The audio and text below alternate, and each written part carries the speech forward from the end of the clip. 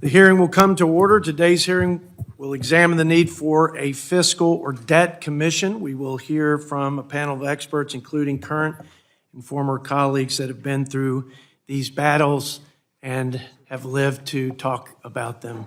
In fact, it's a little, it's just extra special to have my mentor and friend Steve Womack, who I'm now literally serving as chairman in the shadow of this beautiful portrait behind us. And so it's an honor to have you back here in your chamber. Senator Rob Portman, Ambassador Portman, is from Ohio. We're delighted that you're here. And he was a member of the bipartisan bicameral super committee established as part of the Budget Control Act of 2011. He also served as director of OMB during the Bush administration, which is where I got to know him.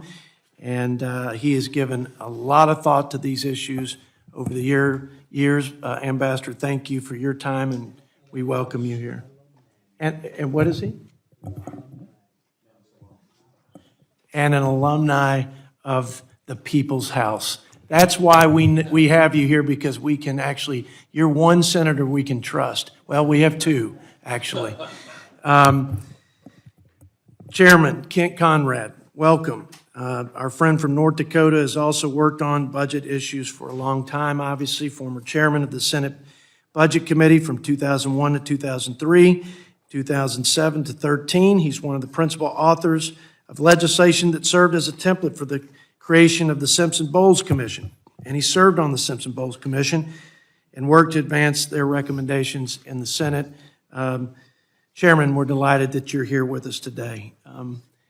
Again, Chairman Womack, my dear friend from Arkansas, it was because of him that I served on the Joint Select Committee on Budget and Appropriations Process Reform. He chaired that. He's a cardinal on the Appropriations Committee, and has served again as ranking member and chairman of the Budget Committee from 18 to 21. And last but not least, our friend and fearless leader, once upon a time here in the Budget Committee, Chairman Yarmouth from the Commonwealth of Kentucky, spent most of his time in Congress working on these very issues that we'll be discussing today. But he served as ranking member and chairman on this committee from 17 to 23, was also on that Joint Select Committee. And thank you for your service, Mr. Yarmouth. And I'm now going to yield myself such time as I may consume, and I'm going to try to consume just a brief period of time, because we're going to be pressed, I think, to leave here by noon for a vote on the floor. I'm going to speak just off the cuff here. We've had a lot of conversations on our side, Jimmy, over the last few weeks as it relates to the leadership of our conference. And I'm proud to say that we are wrestling with things of the greatest import, which have to do with our fiscal health and the deterioration thereof in this country, and the important and difficult things that we have to do to address it so we can right this ship, and so that we can ensure that our children are in good financial stead, and that they will not have to dig out of a hole of trillions upon trillions of debt. It's not right, it's immoral, and I don't think anybody on this committee, Democrat or Republican, thinks it's acceptable. We laid out the Reverse the Curse budget resolution. It's our job. I think one of the problems with this place is we don't do our job, and we don't do it very well. We don't do it on time. We don't take it seriously. We don't have the process that encourages or forces us to do this job, and so we just don't. We avoid these difficult conversations, and it's getting more difficult, so it's easier to avoid them. And by the way, both sides do it. We don't pay for things. We don't authorize before we fund things. And it's just a big ball of dysfunction, and it's no wonder that we are at a place where We are at a $2 trillion annual deficit clip that will double in 10 years.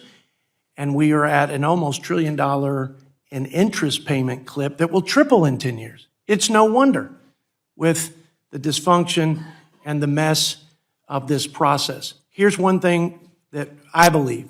I can't speak for all my colleagues, but we have to address mandatory spending. And while we're obsessing over the 1/2 of 1/3 of 1 year's discretionary budget, and I don't want to dismiss the fact that we ought to get our fiscal house in order, and there's waste and unnecessary spending on the discretionary side, and we ought to get after it and be stewards of the taxpayers up here.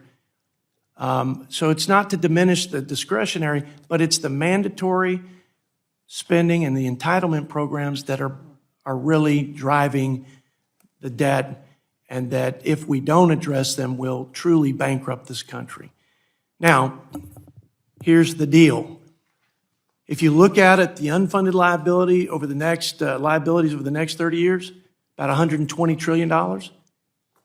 99% of the cost, the unfunded liability, are two programs: Social Security and Medicare.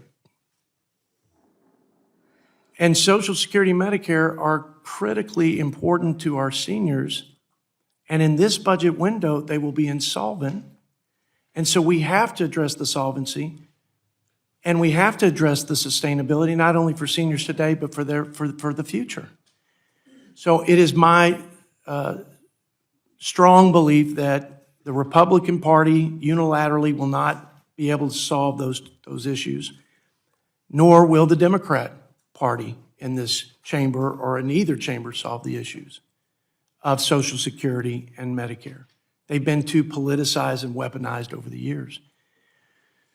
I think we need a debt commission of some sort, but we have to have a commission, a framework, a model that works.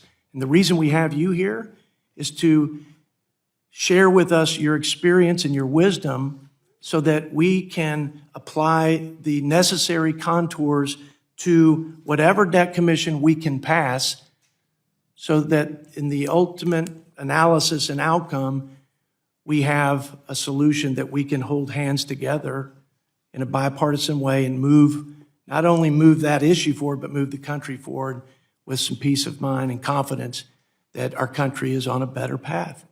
So that's the fundamental question as I see it.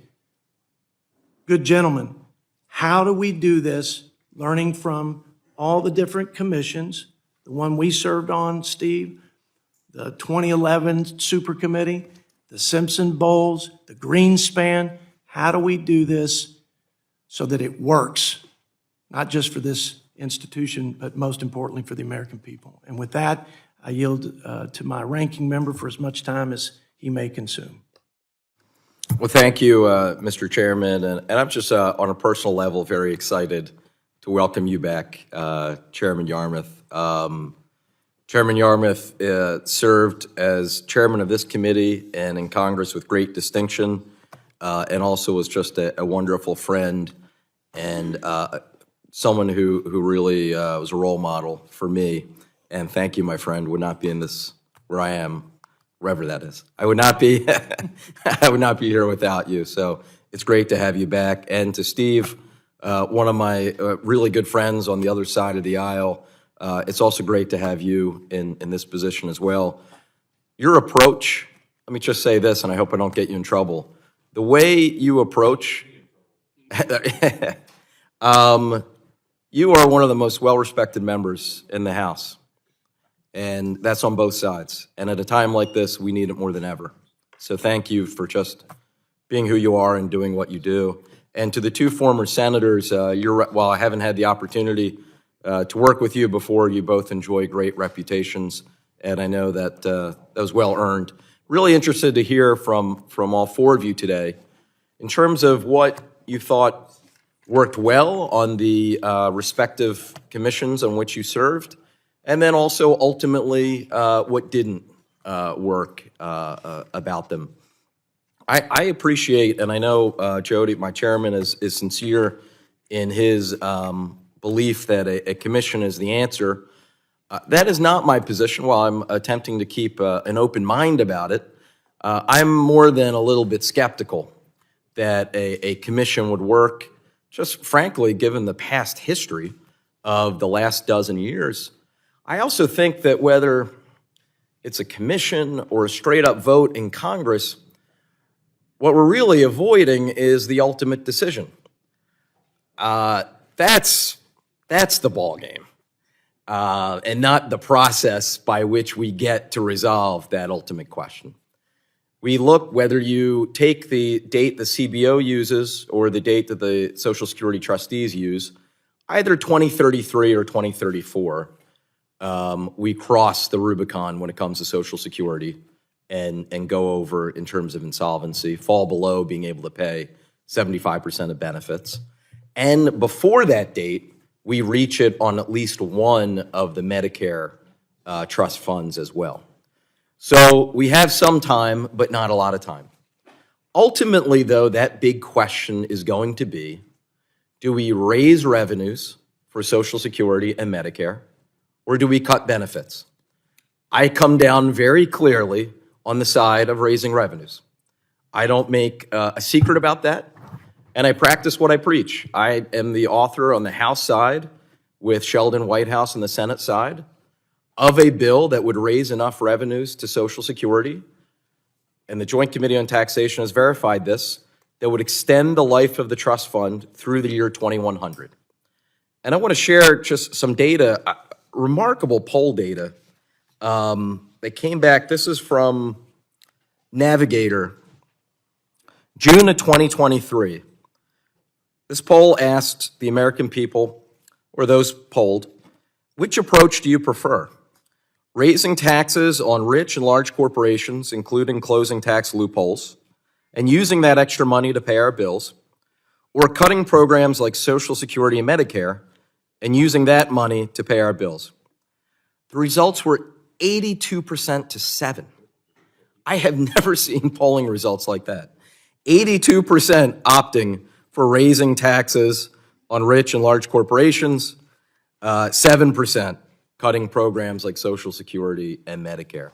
So whether we talk about a commission or not a commission, ultimately we know that there's a choice that's going to have to be made. And in the end of the day, it's going to be members of Congress, elected officials who will be voting on what that plan looks like.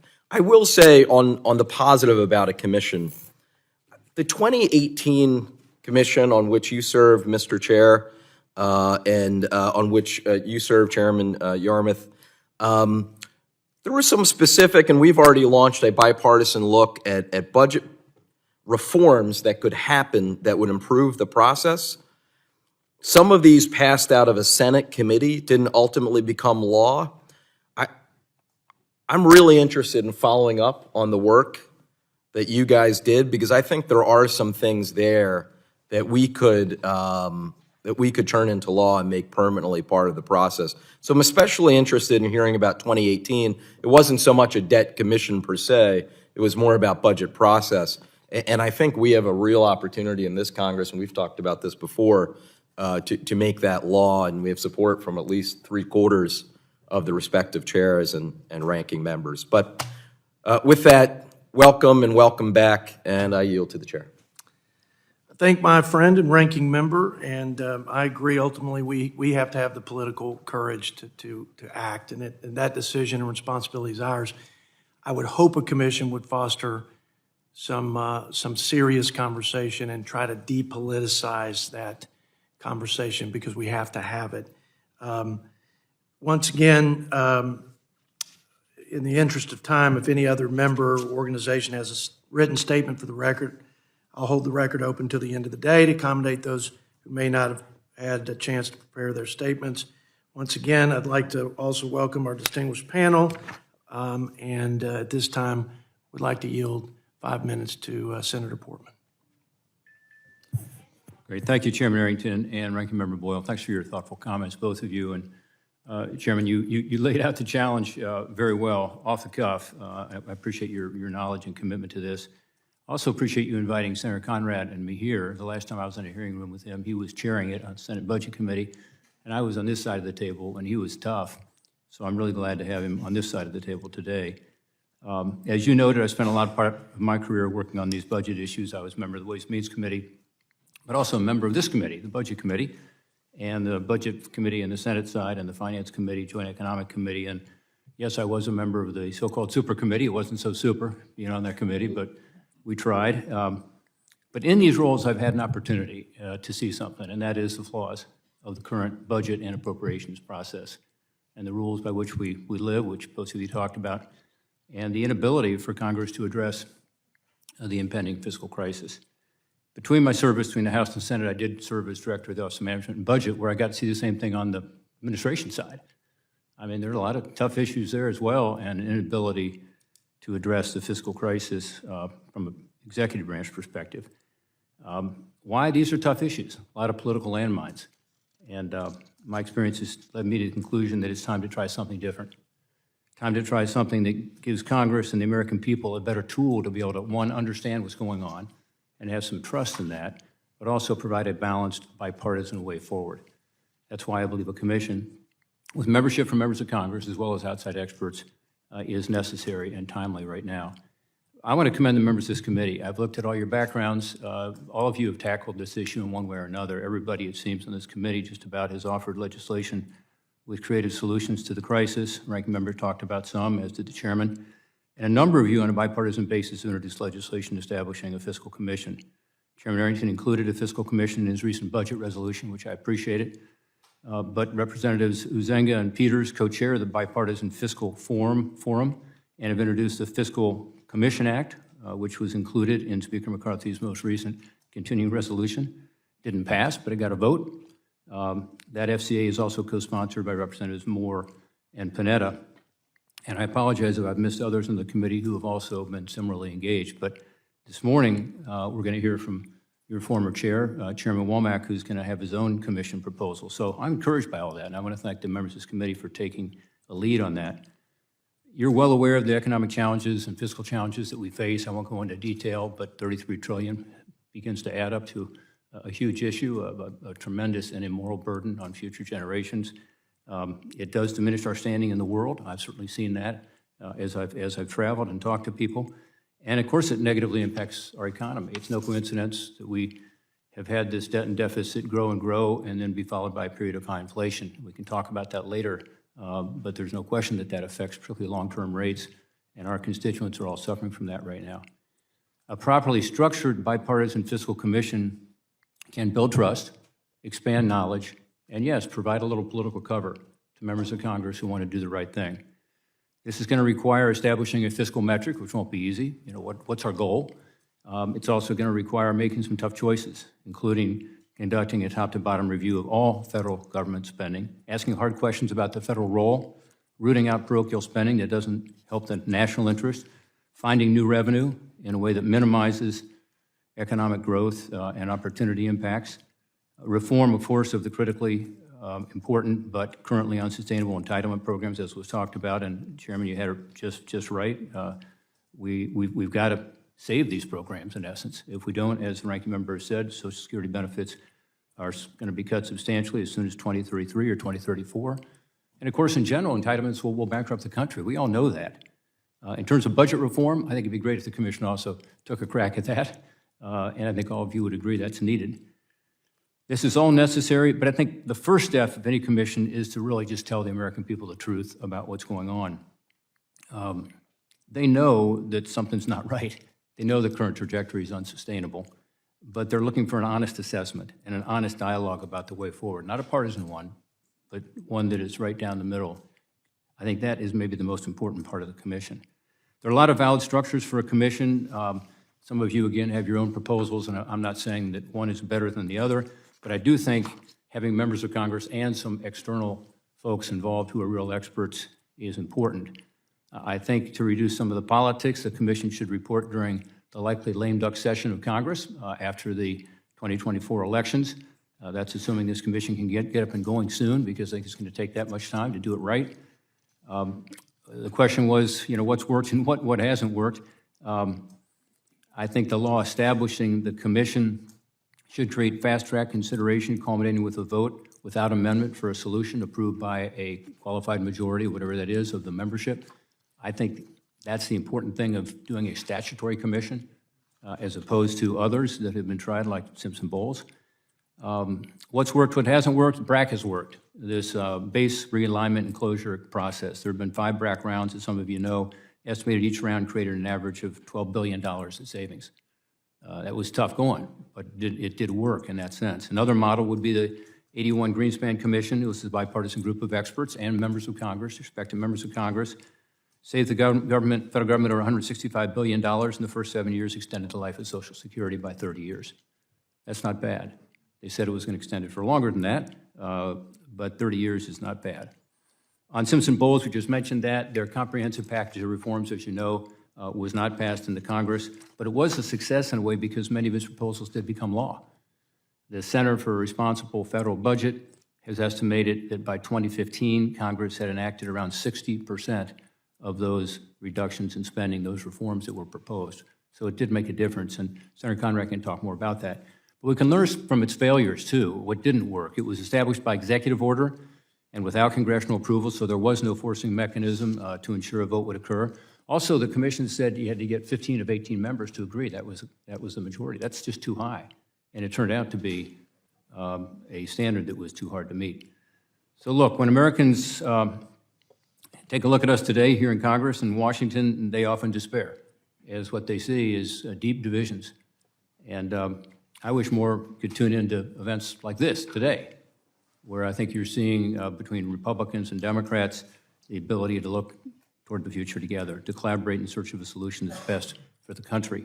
So thanks to the committee members for your willingness to take on the fiscal challenge and to look at new approaches, including a bipartisan fiscal commission. Thank you, Mr. Chairman. Thank you, Mr. Ambassador. Chairman Conrad, we yield 5 minutes to you, good sir. Thank you, Mr. Chairman.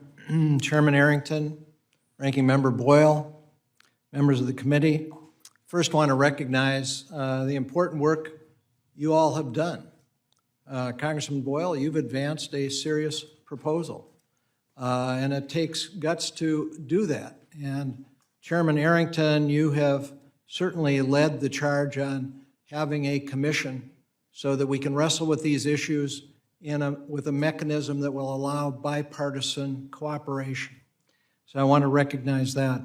I also want to take a minute to recognize Chairman Yarmouth, somebody who I have enormously high regard for. I thought he was an outstanding committee chairman, and my former intern has succeeded him in his congressional seat, Morgan McGarvey. So I'm delighted to be with him today. And Chairman Womack, who is known on both sides of the aisle as someone of great integrity. We admire that.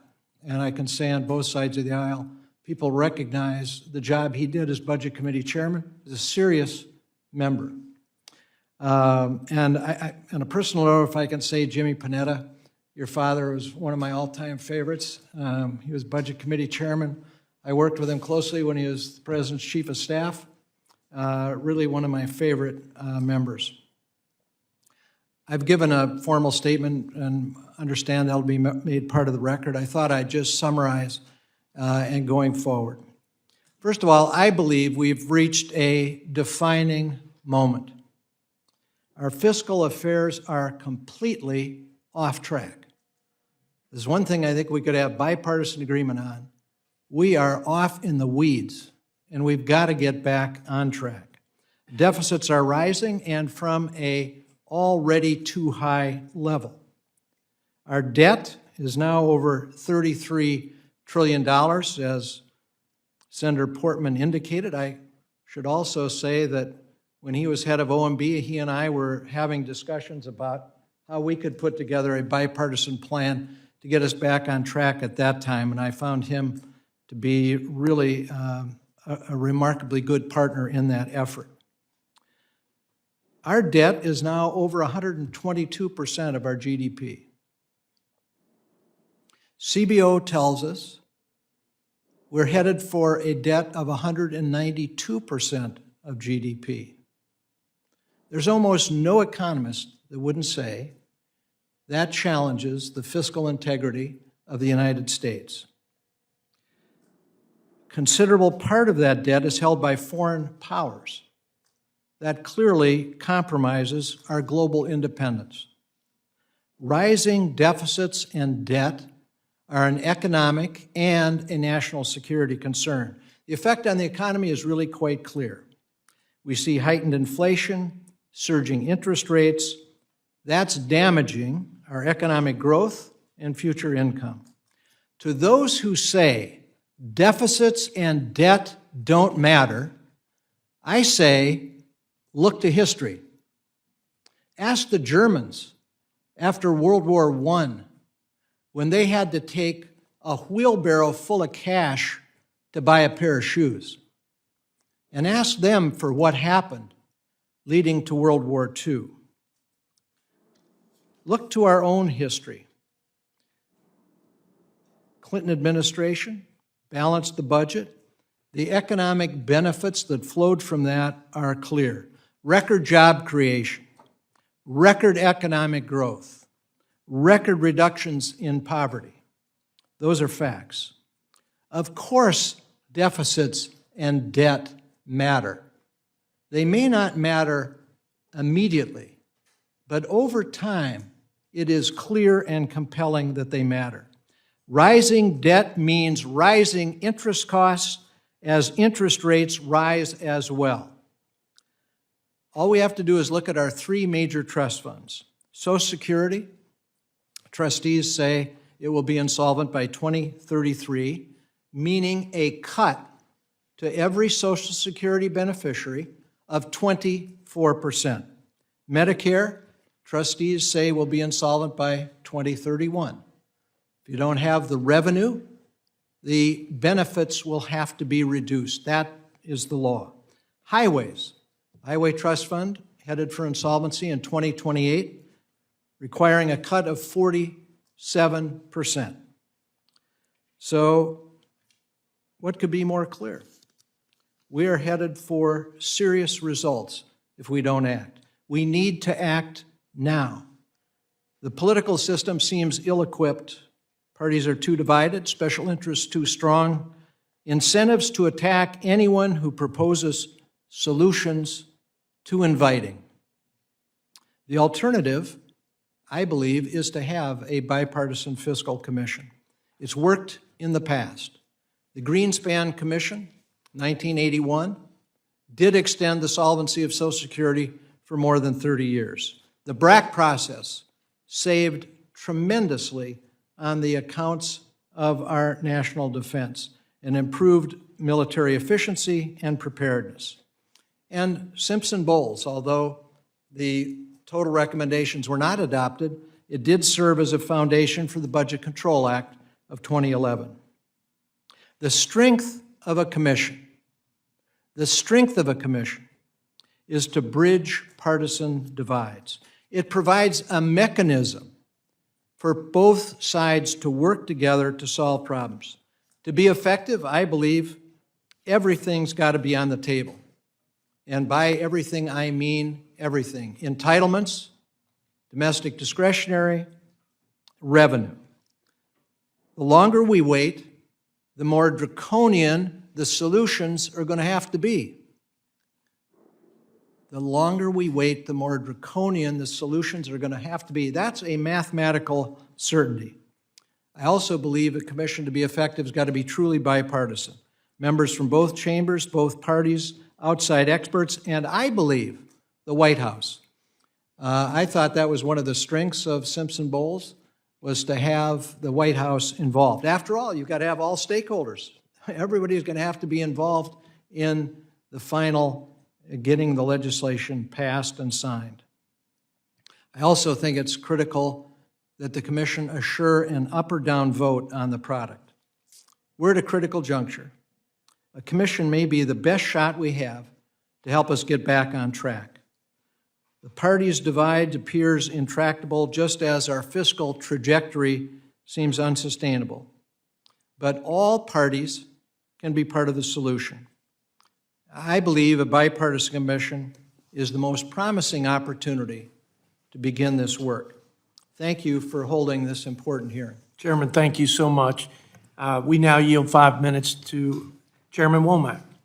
I thank the chairman, and the ranking member, and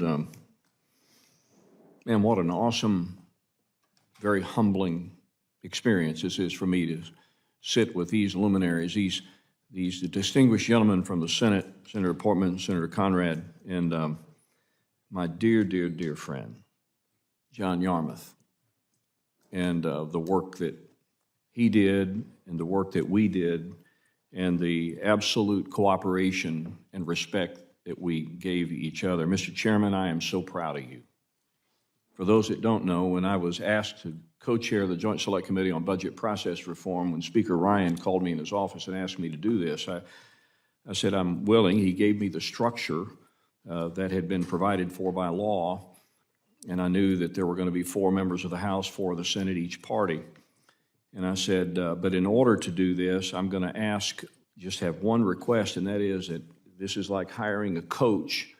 I need to bring an assistant with me that I know and can trust. And he said, who do you want? And I said, well, I want Jody Arrington. But he's a freshman. I want Jody Arrington. And Jody, you never disappoint me. I'm so very proud of you. And Brendan Boyle, remarkable person, dear friend, and the work that you're doing. So thank you. And to the other panelists, some that served with me when I was chairman of this committee that are still here today, and I'm eternally grateful for the work that all of you do and have done. I'm encouraged by the recent public support for the Fiscal Commission that would address the challenges our nation is facing. And as has been mentioned, some of the themes that I will trumpet here this morning have already been covered and deserve to be repeated. One of the biggest challenges is the size of the sovereign debt and the fact that it is growing. Truly one of the greatest threats to American prosperity. And while some would argue the greatest threat, I would hasten to remind everybody in here that in my strong opinion, the greatest threat to the Republic as we know it is the division in the body politic. And Exhibit A is what is going on right now. And this Congress is going to have to muster the courage to fix this. And we can no longer hide behind the politics of everything. We have to come together. It is a national security issue. It is an economic security issue. And the American public is relying on us to fix this. We are having long and drawn-out food fights, as I call it, over discretionary spending. This has been going on since I've come to Congress. That is not our problem. It is what we fight most about on spending, but it is not our problem. Without reforms, without considering everything on the table, as Senator Conrad has just articulated, the trust funds of Medicare and Social Security, the 2 biggest programs, face insolvency. And we need to tackle the fiscal dysfunction, and I believe a fiscal commission is part of that. Now, Mr. Chairman, I will also tell you that in order for this to be successful, we have to win the hearts and minds of the people we serve. And somehow we have to make our constituents subject matter experts on our situation, because it is not happening to them as we speak, unless, of course, they're recognizing the inflationary spirals that are happening, the fact that now home mortgage rates are in the 8 handle. That's when it begins to dawn on people, but then it becomes too late. So we have to find a way to educate the people we serve. So I'm a strong believer in a fiscal State of the Union. In my opinion, a fiscal State of the Union would serve a far greater purpose than our annual State of the Union. Now, this Joint Select Committee that Jody and I and my ranking member served on did a lot of great work. And the good thing about the work is while it didn't get across the finish line, it's still great work. And it still provides at least a blueprint for where we can go from here. The ideas and the changes and the reforms that were advocated for, biennial budgeting, annual appropriations, annual reconciliation, all of those things, and others that didn't make it into the proposal, they're still fresh. And they will still work if we can just muster the courage to take them on. But that final proposal, developed with input from members and all stakeholders across the board, the co-chair and I agreed to the base text. Additional amendments were added. Bipartisan ideas were found. Proposals were explored for future reformers, and we went to vote. I don't know if you remember this, Mr. Yarmouth, but the request was that we needed to pause on the vote because of expedited procedures in the Senate and get some assurance that nothing was going to be placed into the proposal that had nothing to do with the proposal. You remember, we never got that assurance. And so when the final vote was taken, as I recall, there were 5 Republicans, the minimum needed, that were for it, and there were 2 Democrats, one of them sitting right here to my left, that were for it, but 4 members on the Democrat side voted present. They loved the ideas, but they needed assurance that this was not going to be a vehicle by which other non-germane issues were going to be attached. That's the problem with Washington, and that's what we need to fix. I've strayed from my prepared remarks because I get really emotional about these things. But I will say, as Senator Conrad said, that whatever we do and however we proceed, every single possibility has to be on the table. For to remove a proposal or an option from the table only increases the draconian cost, if you will, of the remaining items. And Senator Portman said that the good news is we have a little time, which is the absolute worst thing you can say to the United States Congress. I will finish this way. This is a matter of urgency. It is imperative that the Congress begin to act immediately, and the failure to do so could indeed signal the end of the Republic as we know it. With that, Mr. Chairman, I yield back the balance of my time.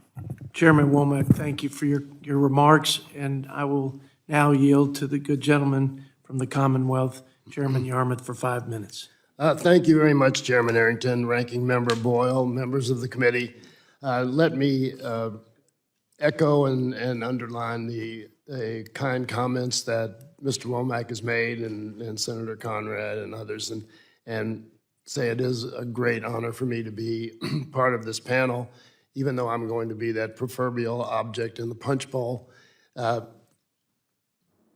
And say that when, I was Steve Womack's ranking member, and then he was my ranking member, and I can't imagine having had a more mutually respectful, collegial, and serious partnership than the two of us have had and still have. And I was proud to come and say a few remarks when his portrait was unveiled here, and I hope he will return when I am here to unveil my portrait. But anyway, I'm honored to be here before the committee I once chaired to discuss proposals to create another, and I say that with purposeful skepticism, Commission on the Federal Fiscal Condition.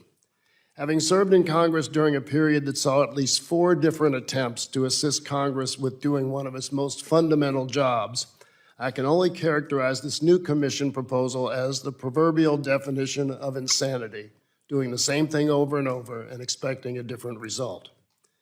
As has been discussed, I spent a large amount of time in 2018 as a member of the Joint Select Committee on Budget and Appropriations Process Reform under the very thoughtful leadership of Mr. Womack. I was constantly impressed with the seriousness of the committee's discussions and hearings. Many well-meaning people from outside and inside of Congress offered their thoughts on how we could reform our budgeting process and appropriations process, primarily, I think, with the implicit goal of reducing our annual deficits and the national debt. While some of the other members of that committee, and we have 2 of them here, may take issue with my evaluation, I believe the process illuminated one fairly obvious but unavoidable truth. The problem is not the process, it's the people. In other words, if members of Congress are not willing, and this phrase has already been used, to muster the determination and courage to take on our fiscal challenges, even the best ideas will never be implemented. I would argue the same conclusion could be reached about the Domenici-Rivlin Task Force and Simpson-Bowles Commission. And even those who think the 2011 Budget Control Act was effective must remember that the only reason it was enacted was because it avoided a default on our debt. And that virtually every year we waived the budget caps because they were impractical and unpopular, and there was bipartisan relief when that law expired in 2021. Plus, the commission established under that law could not reach a consensus on any new course of action. And by the way, the national debt doubled during the 10 years the budget caps of the 2011 Act were in effect. Of course, every one of these efforts stems from the presumption that our debt and deficits are unsustainable. I heard that argument every one of the 16 years I served in this body. I am sure that back during the Lincoln administration, when the national debt reached $1 billion, people were warning that they were leaving an unsustainable burden on their grandchildren. I know they were saying that when the debt reached $1 trillion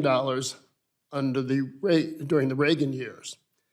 Correct me if I'm wrong, but I don't know one grandchild who has ever been asked to repay a penny of that debt. I have 2 young grandsons, and the last thing I worry about for them is that they will have to pay back some of the national debt. If you believe, as most do, that it would be better for us not to have trillion-dollar annual deficits and $33 trillion in debt, the course of action is not a mystery. You either cut spending or raise revenues or both. Doing that is Congress's job and not a commission's or task force's, not even the bipartisan bicameral committee we had in 2018. So I'd like to offer some other suggestions. Why not have the Oversight Committee actually do oversight on some of the more expensive government activities and see where money can be saved, rather than holding wasteful hearings on Hunter Biden and his laptop? Why not have the Ways and Means Committee meaningfully explore the Social Security and Medicare programs to see how their fiscal conditions can be strengthened? And let me say as an aside on Social Security, everybody says there are only 3 courses of action on Social Security: raise revenues, raise the retirement age, or reduce benefits. There's another answer. The only reason the trust fund is an issue is because the law says that benefits have to be paid out of the trust fund. Congress can change the law, say that benefits are paid out of the general fund. Then the trust fund issue goes away, like that. There's another way that Congress can act, because Congress basically sets the interest rate that the Social Security Trust Fund gets from the government. So the premiums come in, Social Security payments come in, Treasury issues bonds to the trust fund. They're not normal government bonds. They're bonds of special issue. They can't be marketed, and they bear an interest rate that Congress sets the formula for. Congress can change that. So there are options available to us, but it takes serious thoughts on the ways of Congress. What else can we do? The Energy and Commerce Committee can do the same thing with Medicaid. And while they're at that one, they can passionately look at the oil subsidies that cost us billions. Same with sugar subsidies that not only have direct costs, but enormous indirect healthcare costs. And finally, maybe this committee can actually analyze the national debt issue to determine whether the debt we have and will have is really unsustainable or not. And how can we judge that moving forward? It can't be just looking at a graph with constantly rising line and getting scared. One final thought is that commissions and task forces don't have souls. Hopefully, members of Congress do. A government without a soul is not a functioning government, regardless of how much or how little it costs. I look forward to your questions. I thank the chairman, and we need to make sure that we have attainable aspirations in this committee. So to suggest that we're going to need members of Congress to have a soul is a really difficult start to this conversation. I'm not going to ask any questions. I want to make a comment, and then I'm going to defer to my colleagues. It is so unfortunate, but our conferences have called meetings at 11 o'clock both sides. And I hate that because this is the beginning of a very important conversation. And I just want you to know that my desire and what I will work towards accomplishing is inviting both the Democrats and Republicans in our conference more broadly in an auditorium to have a bipartisan discussion and panel Q&A with you all here. So we'll have more time for discussion. But we have to break. I'll probably stay till 11:15. Some members will leave, so just understand that's what that's about. I'm going to resist actually making any more comments. I appreciate the diverse opinions and the contrarian views. Now, let's debate and let's seek the counsel of our gentleman in front of us. I'm going to defer to Mr. McClintock for my set of questions. Can I do that? Yeah. Can he ask my questions and I'll just go? I think so, right? Yeah, Let me do that. I yield 5 minutes, but let's try to make it as quickly as we can to let everybody have their time to ask a question. Well, I'll Mr. try not McClintock. to take 5 minutes. I don't want to shock everybody, especially myself, but I agree with what John Yarmouth said. He's either gotten a lot wiser since he left Congress, or I've gotten a lot dumber, but one way or another, we've had a meeting of the minds. Shakespeare put it best: the fault, dear Brutus, lies not in our stars, but in ourselves, that we are underlings.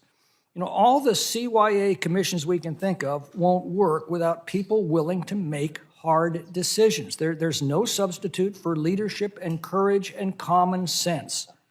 The budget process only works when the House leadership is willing to exercise that courage and common sense and make fiscal responsibility an absolute priority and insist on it throughout the House. Under Newt Gingrich and John Kasich, we had that leadership, and we had that determination, and we had a president who was willing to work with them, and we balanced the budget 4 years in a row and set this country back on course toward fiscal balance. The chairman's correct. We haven't done our jobs. So it's just easier to blame the process and now propose to hand that hot potato off to an unelected commission, presumably exercising superhuman wisdom that we haven't been able to summon. And when our constituents complain, we just have to say, hey, it's in the hands of a bipartisan commission, and they'll figure it out. Well, we missed the central point. The ultimate bipartisan commission in this nation is called the Congress. And this Congress, as imperfect as it is where these decisions must be made. Passing the buck is simply not the answer, because the buck stops here. A dollar cannot be spent by this government until and unless this House says that it can be spent. So there's no substitute for Congress, and if it hasn't worked recently, we need to look at ourselves and not farm it out to others. There is no shortage of experts and think tanks, left, right, and center, with every conceivable solution to our problems. Some are really good, some are really bad, and it is our job to know the difference and to act accordingly. There's been a House rule since 1836 that forbids any expenditure of funds not authorized by law.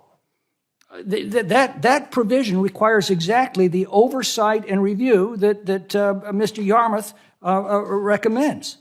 But we always waive that rule, throw billions of dollars at programs whose authorization has expired decades ago, and then go about our business as if nothing has happened. The budget process that's in place offers a logical, step-by-step process for responsible, serious budgeting if we would simply use it. And it did work when Congress used it and insisted on it. It's true, we're badly divided by partisanship because the American people are badly divided by partisanship. And what is Congress but a reflection of the people? Madison said if every member of Congress were a Socrates, it would still behave like a mob. Our fiscal situation is dire because of bad decisions made here over many years, and it can only be corrected here. It's becoming so dire that it cannot be ignored much longer. Reality, I think, is about to catch up with us, and we're going to, as Lincoln once said, need to rise with the occasion, to disenthrall ourselves and then save our country. Anything you'd like to add, Mr. Yarmouth? I never thought I'd be inviting this, but your testimony is spot on. Well, I appreciate that. No, I never thought we would agree on anything either. Yeah, and I think, and Steve Womack mentioned this as well. If you go back and look at Greenspan, you're talking about 1981. It was a different world in 1981 in terms of the geopolitical climate in this country. We had liberals and conservatives in both parties, so there was always something you could find common ground with in the other party.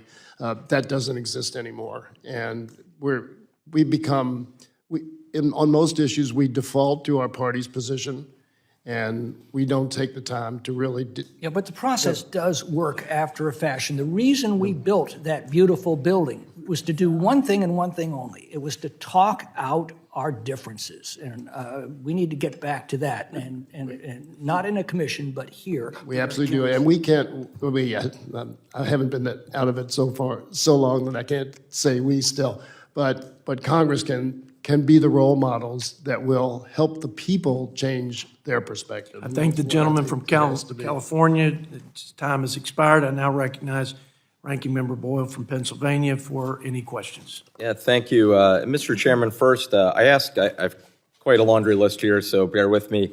I ask unanimous consent to include into the record the following. A statement for the record for Max Rickman, President and CEO of the National Committee to Preserve Social Security and Medicare. Congressional testimony statement for the record from AFG, the American Federation of Government Employees. A letter to both of us from AFSCME. A letter for the record from the Bipartisan Policy Center. A piece from the Center on Budget and Policy Priorities written by Sharon Parrott and Joel Friedman. And finally, a letter to the both of us from Strengthen Social Security. With regard to all the above, without objection, so ordered. Thank you, Mr. Chairman. And so following your lead and given the unfortunate timing that both of our caucuses have called for internal meetings beginning at 11, I will defer my questions then and yield to Mr. Higgins. But before I do, I'll just say one thing. I want to underscore something that Chairman Womack said, and it's beyond just this committee. Our internal divisions as a Congress and increasingly as a country is a massive national security threat. And all of us as elected officials have a real responsibility, a solemn responsibility, to not play into that or exacerbate it, but to attempt to heal the divide Because if not, we're going down a very dangerous road. And with that, I will yield to Mr. Higgins. We'll give Mr. Higgins his full 5 minutes. Thank you, Mr. Chairman. Thank you, Ranking Member, and thank you, distinguished panel here. I would prefer to look at this issue from a position of strength. The United States is 5% of the world's population. We're 25% of the world's economy. You look at every measure, and it's reported clearly in The Economist magazine about the growth of American prosperity within a world context. In 1990, America represented 40% of the wealth of the top 7 economies in the world. Today, it's 58%. You look at productivity, you look at the workforce in America, it far exceeds that in the last 20 years of Europe, of China, of Japan. And the American economy does best when we invest in the growth of the American economy. So when we look at debt and deficit, we have to look at the contemporary history. And America grows down its debt and deficit when the economy grows. So finding ways to expand the middle class is essential to dealing with debt and deficit over the longer term. You know, Peter Drucker, the great Harvard economist in the 1960s and 70s, said that the whole purpose of creating an economy is to create a middle class. They pay our taxes, they fight our wars, they protect our neighborhoods, they teach our children, they take care of our people in terms of health care. And the strength of a society generally is viewed based on the size of your middle class. So I think that is essentially important. You think about all of the difficulty that we've overcome as a nation, particularly in the age of the pandemic. You know, nobody was lining up for Russian and Chinese vaccines. They were lining up for American vaccines and the messenger RNA technology that was developed with taxpayer dollars. With taxpayer dollars over a 30-year period. It's the genetic material that tells a cell to make a protein, which is the active ingredient in the vaccine. It saved 1 million people and helped cure another 45 million people. 12, the top universities in the world, of the 15 top universities in the world, are in the United States. We are a dynamic economy. We are an innovative economy. We are a destination for people all over the world that want to experience the American dream. And when they succeed, we succeed as a nation. So I appreciate all the talk about how horrible things are. But let me tell you something. They ain't all that horrible. And Bloomberg Analytics in February of this year had 15 economists focus in on 15 areas of the American economy. They said, not me, that Joe Biden is on his way to being the greatest jobs-producing president in the history of the United States. The unemployment rate is at a 54-year low. Last year at this time, inflation was at 8.1%. Now it's down to about 3% and continues to come down. So Democrats and Republicans, many of whom here profess to be concerned only about the American people and the American economy, and I believe that.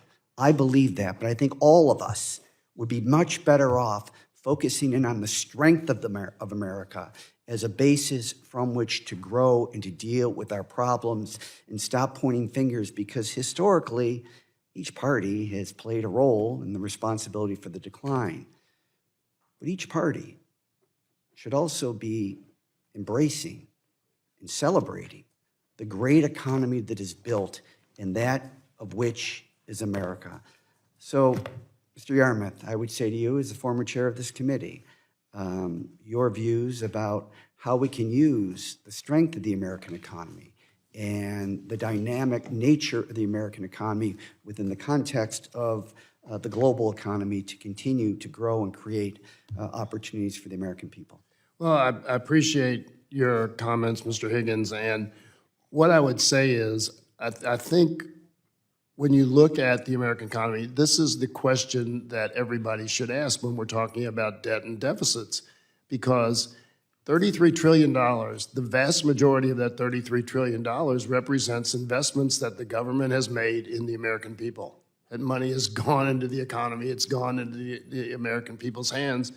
And until the Fed began raising interest rates just a year and a half or so ago, you can make a pretty strong case that the national debt grew by a significant amount without any negative impact on the economy, on the strength of the dollar, on interest rates, and/or inflation.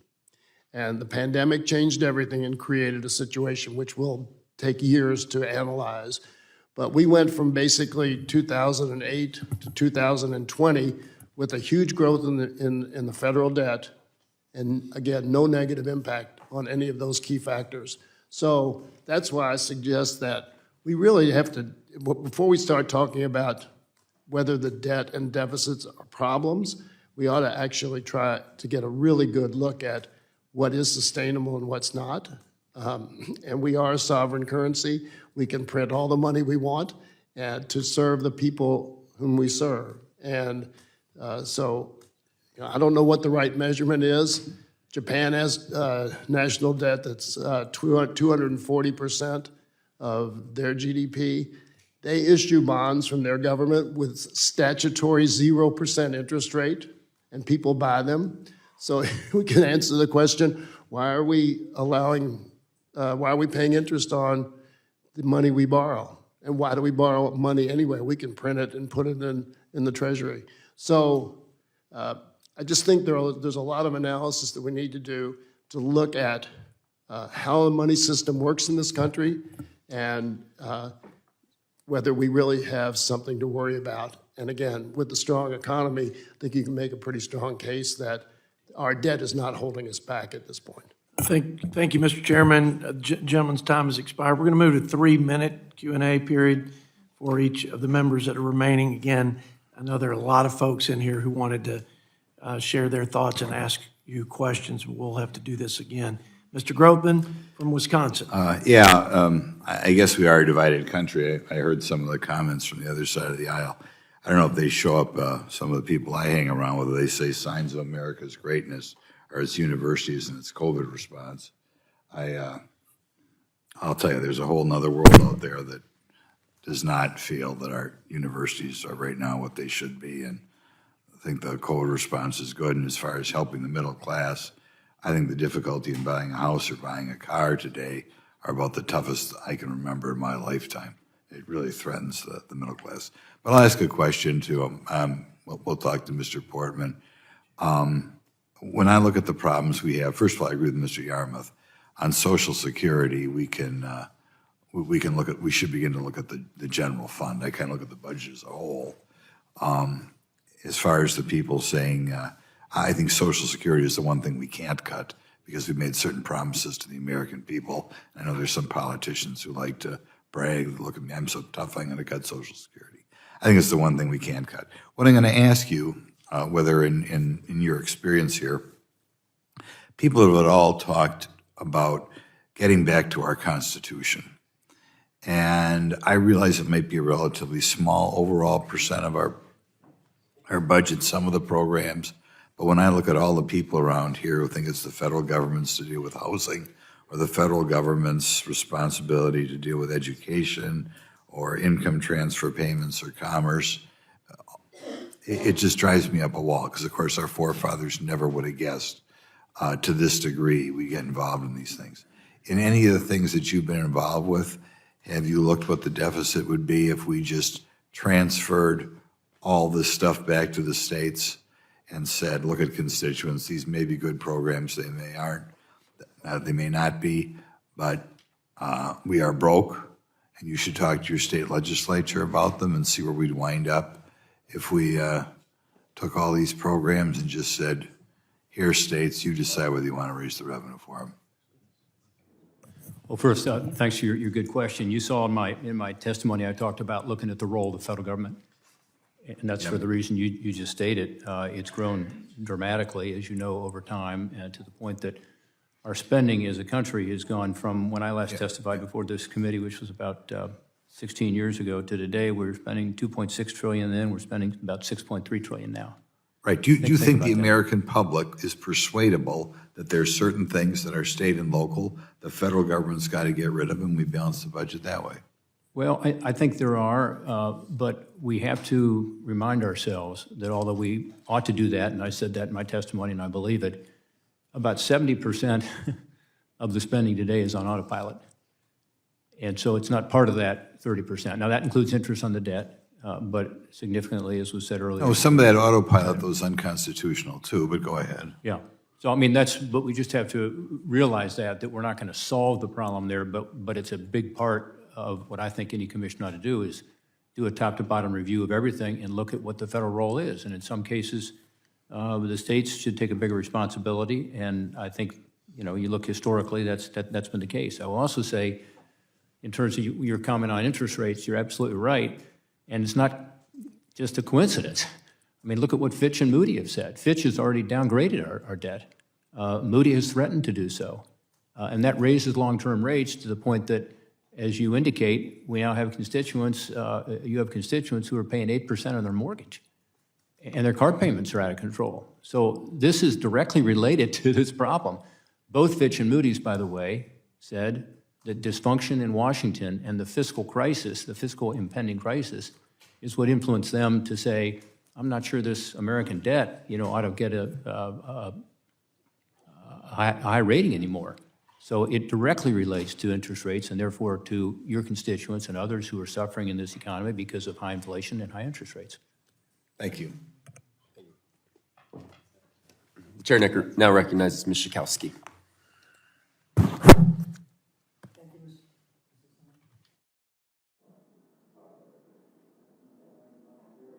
Thank you, Mr. Chairman. I admire the tone that has predominated in this meeting. I do not feel a sanguine. And it seems to me as we talk about a fiscal commission, and I agree with my dear friend, John Yarmouth, that when we have a functioning Congress, when we have a functioning House of Representatives, enough tools to be able to deal with these questions. I want to focus mostly on Social Security and Medicare, which always seems to come up as a target. Along with, we were both on the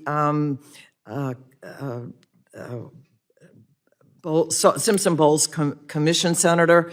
I have my own position because I was worried about Social Security and Medicare, offered my own proposal. We didn't get one at all. But Social Security right now is so modest. What we're talking about, an average of $17,536 a year, and about $2,000 less for women. So modest, barely making it.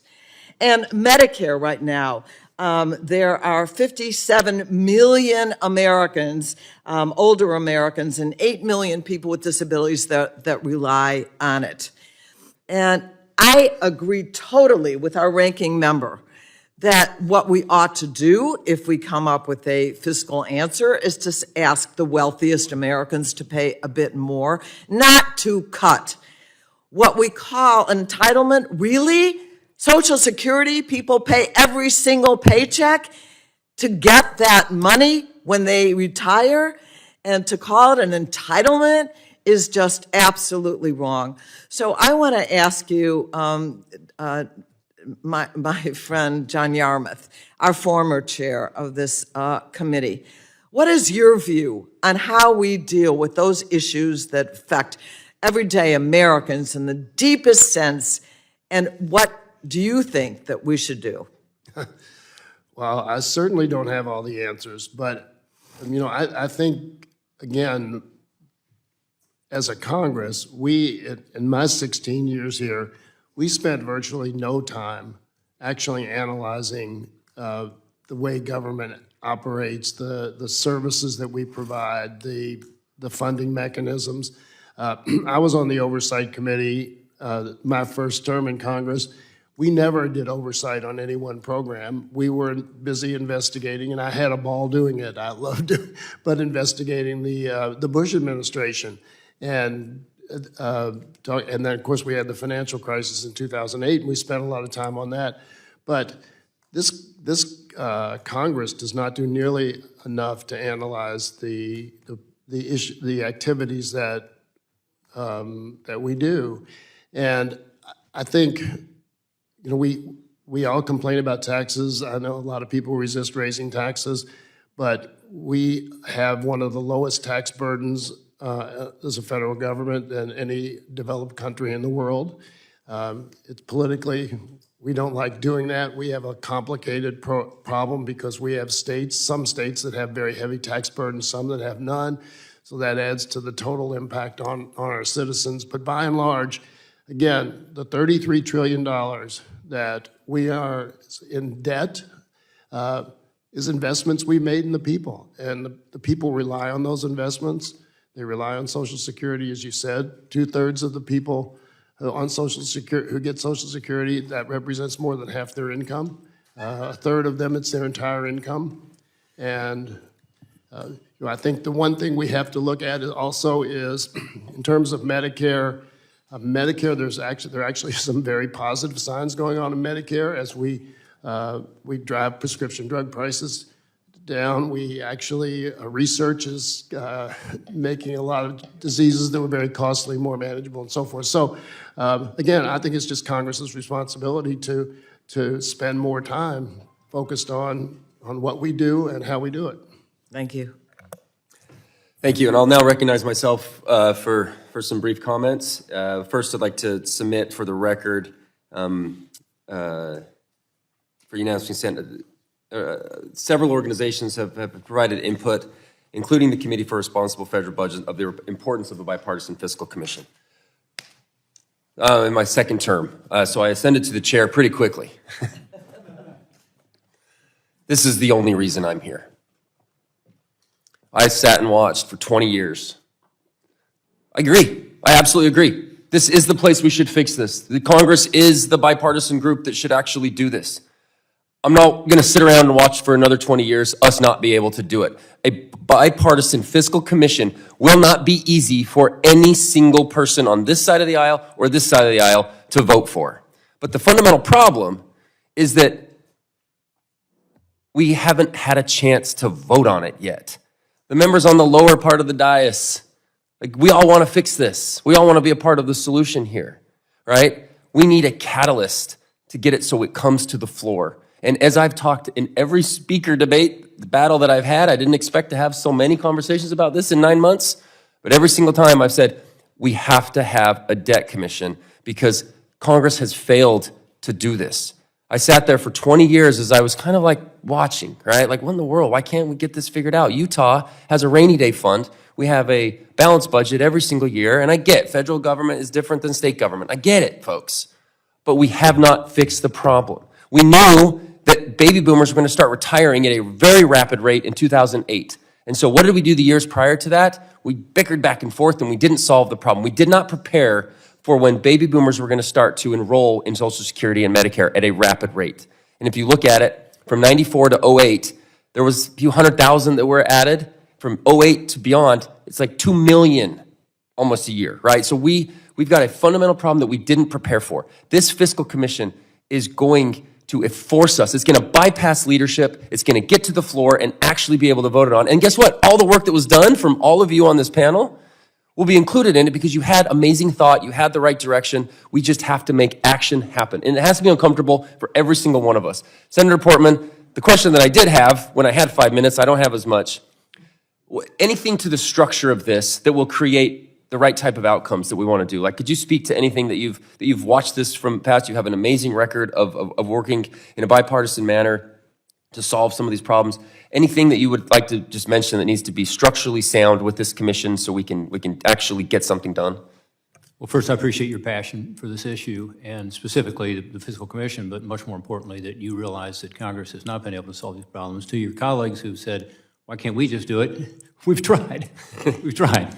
And people say, well, when John Kasich was chairman of this committee, you know, we had a balanced budget. I was on the committee during that time. I was the leadership rep to the budget committee.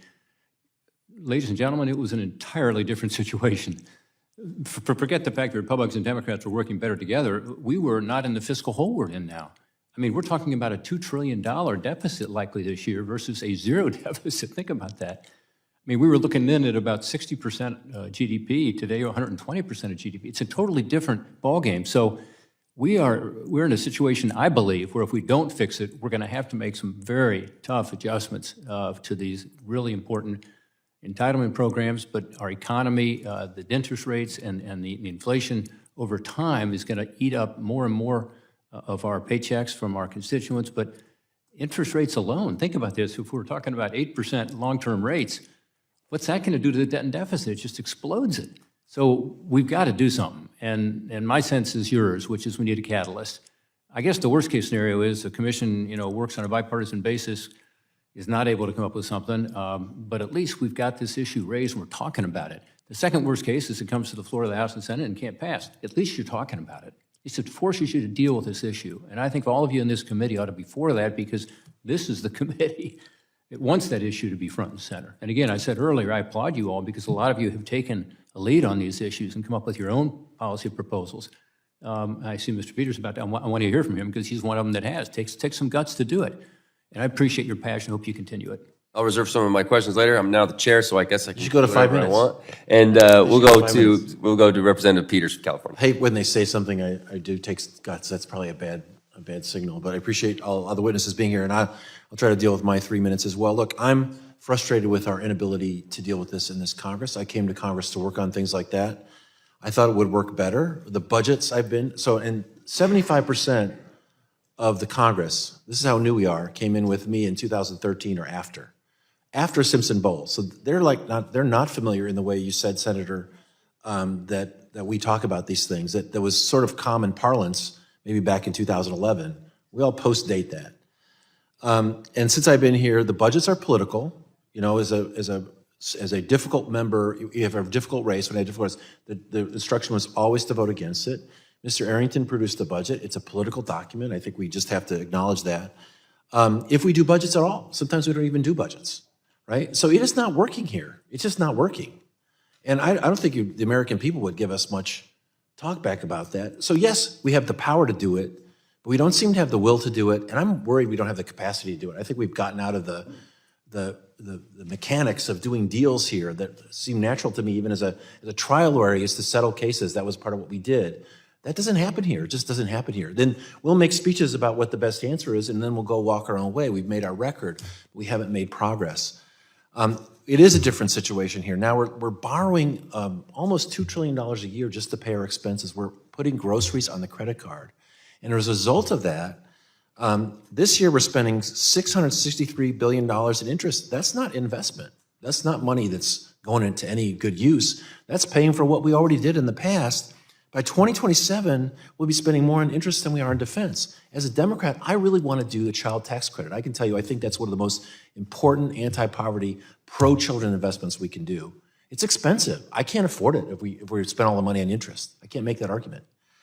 I also say, finally, that the answer has got to be bipartisan. It just is obvious to me that politics is as much of a fact here as science or numbers or arithmetic or anything else. You need 218, you need 60. And here's why I think Democrats should be interested in a commission like the one I proposed, but there are other variations. One is on Medicare and Social Security. I think that there are people who want to cut Medicare and Social Security. I'm on Jan's side. On Jan Schakowsky's side. I want to preserve that program. But current law doesn't provide for general fund funding. Current law doesn't provide for the good integrity proposal that Mr. Boyle proposed or that Mr. Larson's proposed. Current law is going to cut benefits by 23-25% when the lines cross.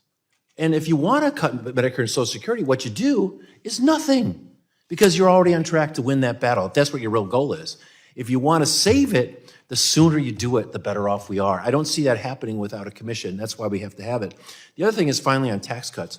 I railed against the Republican tax cuts in 2017, which were projected and have proven out to cost $1.9 trillion, right? Which, by the way, every year we're borrowing that amount. So that wasn't all that much of an unusual event. And we're going to see the same pressure from Republicans to extend those in 2025. And if we don't have a cop on the beat, this commission, we're going to have the same conversation where I'm told that these things pay for themselves. I'm tired of that. Democrats need to push back on that. To do that, we need people in the room dealing with facts. I don't see a way to do it other than a commission. I hope we'll get around to that. I really think it's the only practical way to deal with this problem, because I think we've proven over 20 years that this doesn't work. And people come to me now and they say, back in 1993, we did it this way. Back in 1983, we did it this way. Are you kidding me? This is not that place. And I've been here long enough to see. We're not making deals. We're not talking facts. We're really, this, I'm gonna say finally, this chairman and this ranking member have been really good, set a good example for how to not be performative. But we're still not getting the job done here. And I think we need a kick in the pants. We need the support of people in the room dealing with facts, outside experts and members working together. I think we should give it a shot, and I yield. If it's okay, I know Mr. Doggett me recognized. Can I just yield 30 seconds? I just want to point something out. I apologize, Lloyd, but just to make ourselves feel a little bit better about ourselves.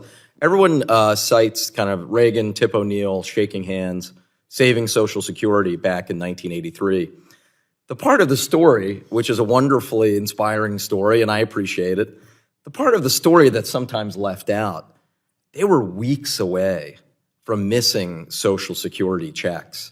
That's how dire it was. So to a point you made maybe an hour and a half ago, the fact that we do have about a decade until 2033, it helps us in terms of the numbers right now, but given human nature, it actually hurts us. So let's as we remember fondly the past, let's not forget that actually they did wait until pretty much the last minute before they finally acted. And with that, I yield back. Representative gentleman from Texas, Mr. Doggett. Thank you very much. Well, I share the chairman's concern and that of most of the witnesses about our soaring national debt and the need for this Congress to do more to put us on a sound financial footing. I am a progressive Democrat. I believe we're not doing enough on child care, on educational opportunity from pre-K to post-grad, to combating the climate crisis, to ensuring retirement security, and a number of health care, of course. But all of those things cost money. And I believe in paying as you go, and that we cannot shift the cost of doing all those things onto future generations. I understand the skepticism that Chairman Yarmuth voices, and I share it based on the prior experience with these commissions. I think they primarily, as Senator Portman said, have elevated the discussion and kept the issue out there. But I don't see all that much accomplished from them. And I'm certainly strongly against any commission that has as its primary objective to remove accountability or minimize accountability for Congress for cutting Medicare and Social Security. And that, of course, is against a background where the one time we did achieve a balanced budget and we're on a path to significantly reduce the federal debt in the Clinton administration, that didn't take a commission. It took some political courage, and it was fairly costly to some of the people who had the courage to vote to help us get on a balanced budget path. I think that there are a number of proposals. Representative Peters just referenced Congressman Larson's idea on Social Security. I think it has some good points and some flaws. I have one. The president has a proposal out about the future of Medicare and how to finance it, but I'm not sure there's the will in Congress to get this job done, and that's why I'm open at least to the idea of a fiscal commission. I think it has to be a commission that quite clearly puts revenue on the table, because if revenues are not on the table, it is a commission to cut Social Security and Medicare, as the ranking member pointed out with some of the statements that he's filed, and something I care about deeply. And I guess my question to the senators is a commission, based on your experience there with Bowles Simpson, Is it a mechanism? It's impossible for our Republican colleagues to countenance any kind of revenue increase for any purpose, it seems. Is such a commission a place where we might find common ground, not only at looking at areas of excessive government spending growth, but looking at the revenues to help us get true balance? Can I just respond quickly, Mr. Chairman, and say, when Bull Simpson went down, a group of 6 of us in the Senate, 3 Democrats, 3 Republicans, were asked by leadership to see if we couldn't come up with a way forward to adopt the principles of Bull Simpson and make whatever changes are necessary to actually be in a position to pass something. We worked for 2 years, 3 Democrats, 3 Republicans. At the end of that time, we put out a proposal that had significant revenue. It also had savings on the spending side. I was asked by President Obama and Vice President Biden to come up and explain to them, how did you get this kind of result? How did you get Republicans to agree to revenue? I said, you know, we spent 2 years going over all of the options and the effects on the people that we represent. And at the end of the day, we had some of the most conservative Republicans in the United States Senate agreeing to substantial increases in revenue. You had Democrats, some of the most progressive Democrats in the United States Senate, agreeing to savings on the spending side. So to me, the need for, I completely agree with Mr. McClintock. This is a responsibility of Congress. They're not doing it. Let's deal with reality. They're not doing it. I agreed entirely with Mr. Higgins' statement about the greatness of America, the strengths of America. I agreed with every word he said. But at the end of the day, we are headed for a 24% cut to every Social Security beneficiary. That's what's going to happen. Now, we could avoid that. We could adopt what Chairman Yarmouth has suggested. That's a serious alternative. But that isn't the law. The law is everybody is going to get cut 24%. Now, when are we going to do something about it? Thank you, Mr. Doggett. I'll briefly recognize myself again to ask a dear friend, de facto mentor, and former chairman, Mr. Womack, a quick question. But I wanted to just highlight one thing. Folks, we have something good going on here right now. We've got one of the senior members of our side on the Republican side saying we don't need this. We have members from the Democrat side saying we do need this. This is good. This is healthy. And I think the point of a catalyst, because we've watched it play out, we are in a different situation than we were in '83. We are in a different situation. And the question, Mr. Womack, two questions. Mandatory spending now is representing over 70% of our budget. That wasn't the case 20, 30, 40 years ago. It's a fundamentally different scenario that we're in now. This is not post-World War II when we could just reduce defense spending and all of a sudden get our debt to GDP back on track. So just share some context with the change in where we are now. And then a question that I did not have prepared for you. I was going to talk about interest rates and stuff, but we've kind of covered that. Give me your sense for where the Republican conference is on this right now. I've seen a lot of discussions on a potential of a debt commission, knowing it's not going to be, a perfect, pristine bill that's going to be tough for everybody. Like, give me your sense. Do you feel something similar? Do you think that there's an urgency and a willingness to engage in this? And I'll defer to you. Thanks for the question. Willie Sutton, the famous bank robber, when asked why he robbed banks, said, because that's where the money is. And we, as I said in my opening, we spend an enormous amount of time and spend a lot of political capital talking about the discretionary budget. Chairman presiding, Mr. Moore, you are correct. If you go back to 1965, discretionary spending was clearly the largest piece of the federal budget. 65-ish%, give or take. And then now here in 2023, it's completely flipped. It's 70+% on mandatory. So that should illustrate to everyone that has just basic fifth grade arithmetic that if you're going to fix a $2 trillion deficit, and indeed quit digging this hole deeper, you can't do it on discretionary spending. You can barely scratch the surface. The discretionary budget that we are debating right now is in that $1.5 trillion range, and we know that the deficit this year is going to be upwards of $2 trillion. We know that net interest on the debt is going to be north of $650 billion. So we are going to have to muster the courage to be able to deal with it. Now, your question about where Republicans stand on it, let me just cover both sides of the aisle. One side of the aisle would like to take the option off the table of any cuts or any reforms. Let me push back against that. Not necessarily any reforms, but they don't want any reform that is proposed. And when I did my FY19 budget, not in this room, but in this committee, that balanced in a 9-year window, remember the one thing that we did that never made it to the floor, but made it into our budget. We just tried to do something really simple, and that is equalize the age of Medicare eligibility with Social Security. Move the retirement age from 65, the qualification age, 65 to 67. You would have thought I canceled a day of the week.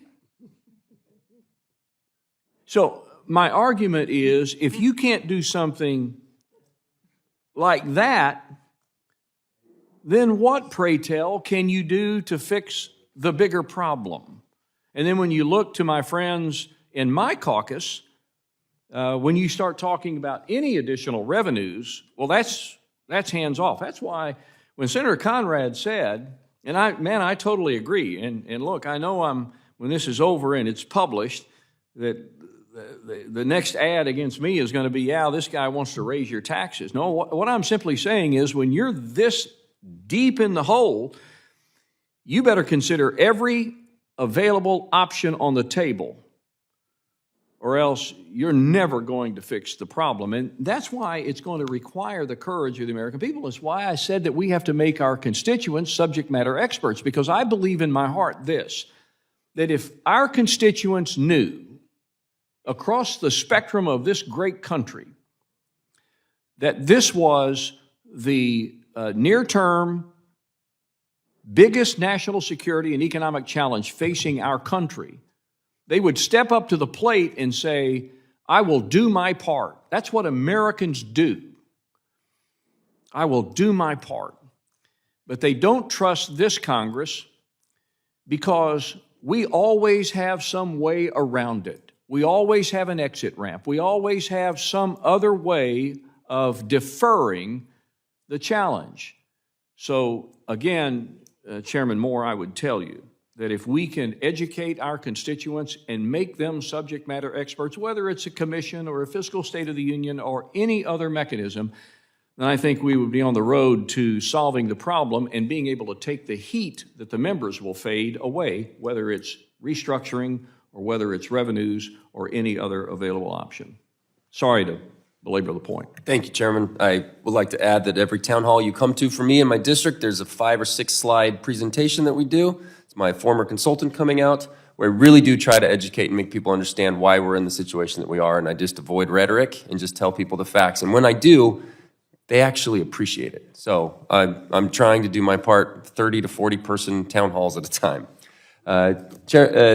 Flora recognizes my good friend from California and son of the leader who last balanced our budget, part of that group that last balanced our budget, Mr. Jimmy Panetta. Thanks, Blake. Thank you, Mr. Chairman. Gentlemen, thank you very much for being here. Chair Womack, I completely agree with you, and that's something that obviously that I heard plenty of times from that swarthy Italian that's depicted in that portrait over there, is that everything needs to be on the table. I completely agree with you. The problem is, and what I've seen in my limited time here, and what I try to convince my father, is that I do believe it, despite some brains that are in this room, we have lost the art of legislating.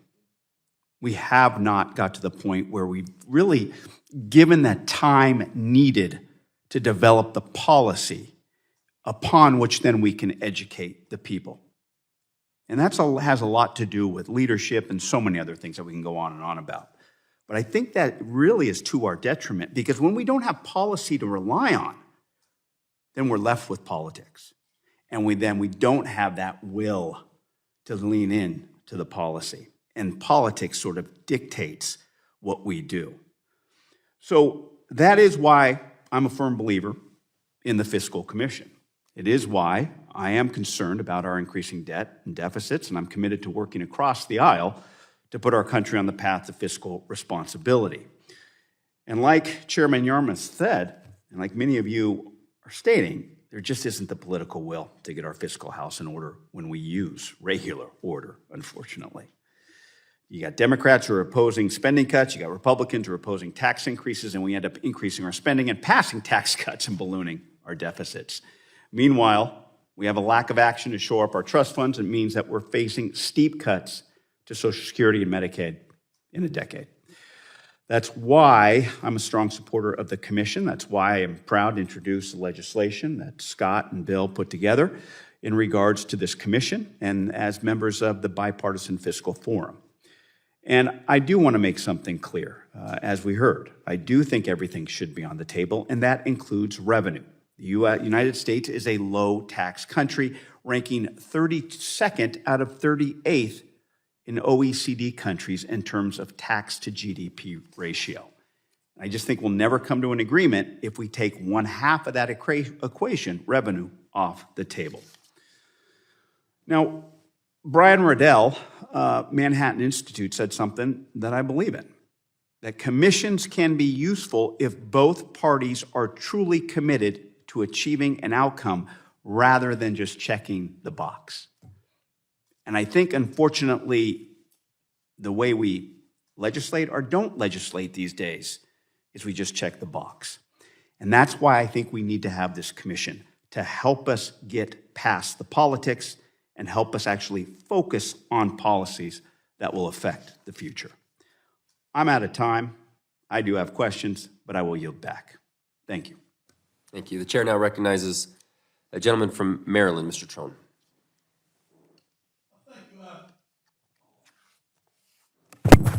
Thanks very much for this time and your efforts here together and this really distinguished panel. I'm probably the only business guy in the room that has 12,000 employees and owns a $6 billion business. And I couldn't agree more than what Mr. Womack had to say. Everything he said, I agree with 100%. And Mr. Panetta, time to develop policy and not just keep developing politics. I mean, totally on board. We've got to look at the whole piece. I mean, the revenue side, I mean, we've got to have that on the table. The C Corp rate, 32.38. I hadn't heard that stat, but we were at 35% on C Corps. Now we're 21. Effective rate's roughly 12%. The G7's effective rate is 23, yet we're only taxing at 12. We've given C Corps just a complete free ride. It's $2 trillion in 10 years, $200 billion a year that we should have for that child tax credit. That's the kind of folks I think we should be doing, is helping folks that are really struggling, children in poverty. That's where we need to get money to drive, but we've got to drive the revenue side. And I'm going to tell you, as a business person, I don't make a decision on opening a new business, and I opened up, my company did probably 20 new businesses this year, and we'll do 25 next year based on the tax rate. No one's ever asked that question. Never. We base it on our competition. Can we beat them? And can we then create a P&L that pencils out? And that's how we look at it. We don't say 35 or 21. That was Donald Trump. He's a pathetic businessman. He's a fraud. He's a failure. Everybody in the business world has always known that he's a fraud and a failure. And why every developer I've ever met said, never do business with him. He's crazy. He's untrustworthy. Why would we touch him? Obviously, he doesn't even use American banks, because no American bank who have plenty of lending capacity would lend to him. That's how he ended up at Deutsche Bank. So bottom line is, we got to look at those things, drive the revenue side. But John Larson's proposal, Social Security, I love that proposal. Good step. But we got to look at everything. It can't just be, one side or the other side.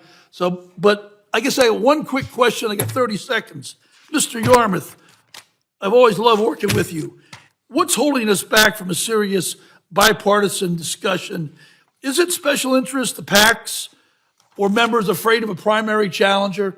What is holding us back from talking about policy? I think it's, as someone who, by the way, is one of your best customers. Thank you. Yeah, and founder and former co-chairman of the Bourbon Caucus. No, I think it's a combination of all those things, Mr. Trone, and I think by and large, I think Mr. Womack has hit it on the head. The American people just are not savvy enough or knowledgeable enough about budget terminology, budget dimensions. It's easy to say, hey, we've got $33 trillion worth of debt when they have a family has a net worth of maybe $10,000, and not expect them to think that things are out of hand. We just don't know. And, I know they're economists, and I'm not an economist, who will say, yeah, this is out of hand, interest rates are going to go here. But if you look at the baby boomers, I'm one of them, we're going to disappear from the scene. How does that change the long-term outlook? I just don't think the American people don't have enough information, and I don't think we have enough information to actually accurately portray where we are. And if we can't do it, then the American people are not they're going to be much more vulnerable to these rhetorical arguments and the exaggerations and so forth that is unfortunately what they get now. And Got to bring a lot more truth back to the matter and not a lot of such rhetoric and hyperbole. And just let me say real Truth's quick, what matters. I totally agree with you about business people making decisions based on tax rates. I come from a family of business people. My father ran a Fortune 500 company. My brothers have been very successful. They've never made a decision based on the tax rate. Thank you. I yield back. Thank you. And given Chairman Yarmouth's handicap, I thought you would have been a golf club salesman. It's interesting to find that out. The chair now recognizes the gentleman from Virginia, Mr. Scott. Thank you, Mr. Chairman. Mr. Chairman, first of all, I want to dispel the idea that this is a both sides do it problem and remind people that every Democratic presidential administration since Kennedy has left for their Republican successors a better deficit situation than they inherited, without exception. And every Republican administration has left for their Democratic successors a worse deficit situation than they inherited, without exception. And President Trump was on the way to fulfilling that trend before the pandemic. One of the reasons is that under Republicans, they don't pay for tax cuts, and so every time there's a tax cut, it just ruins the budget. And one thing I was here in 1993. Senator Conrad, you were here, and I think, Rob, you voted on the 93 budget. You just gotten here. It was contentious. It was down to the wire. Not a single Republican voted for it. And when it passed, it put us on a trajectory to not only balancing, but creating surpluses sufficient to paying off the national debt by 2008, putting all the money back in the trust funds by 2013. When they talk about the historic balanced budget agreements in the mid-90s, they ignore the fact that Gingrich, when he came in 95 as Speaker, shut the government down trying to dismantle the budget.